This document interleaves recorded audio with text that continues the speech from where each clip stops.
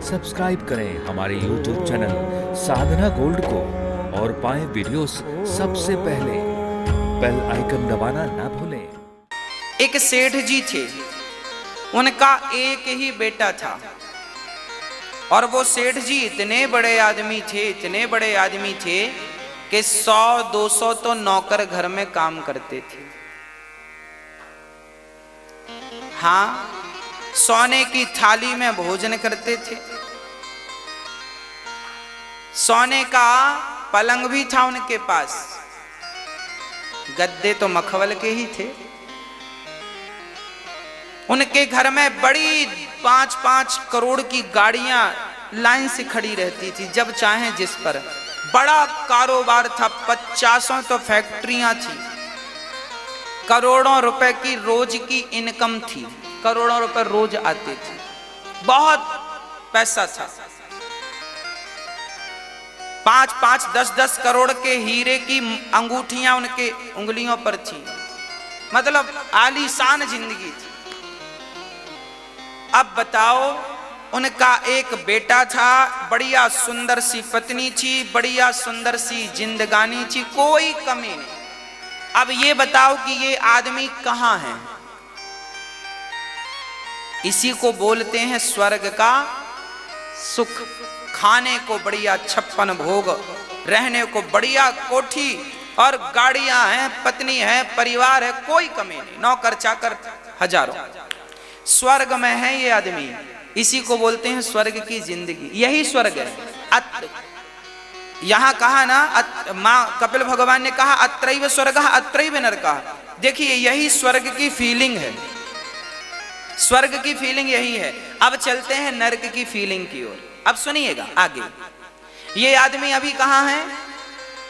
स्वर्ग में। अब देखना क्या होता है। करवट ली, समय ने करवट लिया और इसका जो बेटा था एक ही, अभी 30 वर्ष का हुआ था कि किसी एक्सीडेंट में इसके बेटे की मृत्यु हो गई। अब जब इस बाप ने समाचार सुना कि बेटा चला गया, तो पांव के नीचे से जमीन खिसक गई और सारी दौलत अब बिल्कुल मिट्टी सी लगने लगी। और बस वो आदमी बिस्तर पर पड़ा और बेटा बेटा बेटा बेटा कहां हो, कहां हो, कहां हो।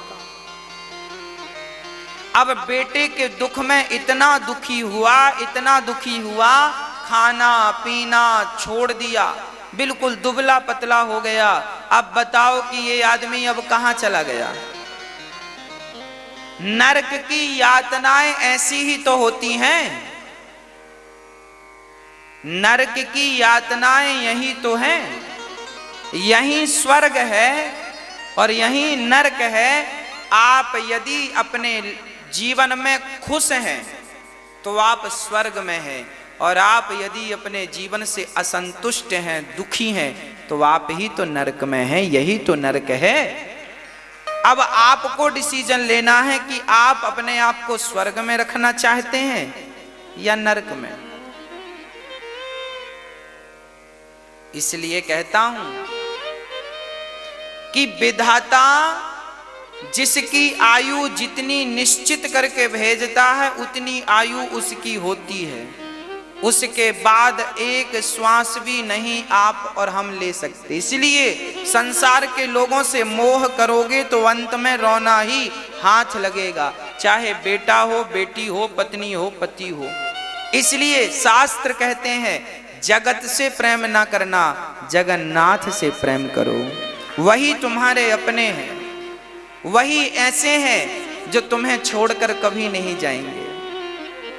बाकी तो सब छोड़ करके चले जाएंगे। अरे बुढ़ापे में भी तो माँ बाप को बच्चे छोड़कर चले जाते हैं कि नहीं? तो ये दुनिया तो छोड़कर जाएगी ही। तो मोह आपने किया, आपने लोगों से प्रेम किया, आपने गलत किया। क्यों प्रेम किया? वो प्रेम भगवान से क्यों नहीं किया? अंत में तो रोना पड़ेगा। तब कहा सुखदेव जी से परीक्षित ने, गुरुदेव क्या हम भी नरक जाएंगे? तब कहा ना, सुनो, कितना भी बड़ा कोई पापी क्यों ना हो, यदि वो भगवान का नाम जपता है और जप लेता है तो उसका उद्धार होगा। बोले किसी का हुआ? हाँ। कान्य कुब्जे ध्वजः कश्चित् दासी पति रजामिलः नामना नष्ट सदाचारो दास्याः संसर्गे दोषितः। कान्यकुब्ज ब्राह्मण अजामिल, अजामिल बड़ा पापी व्यक्ति था, पर मरते समय उसके मुंह से धोखे से भगवान का नाम निकल गया। बुला रहा था बेटे को, बेटा नारायण सुनो, बेटा नारायण सुनो।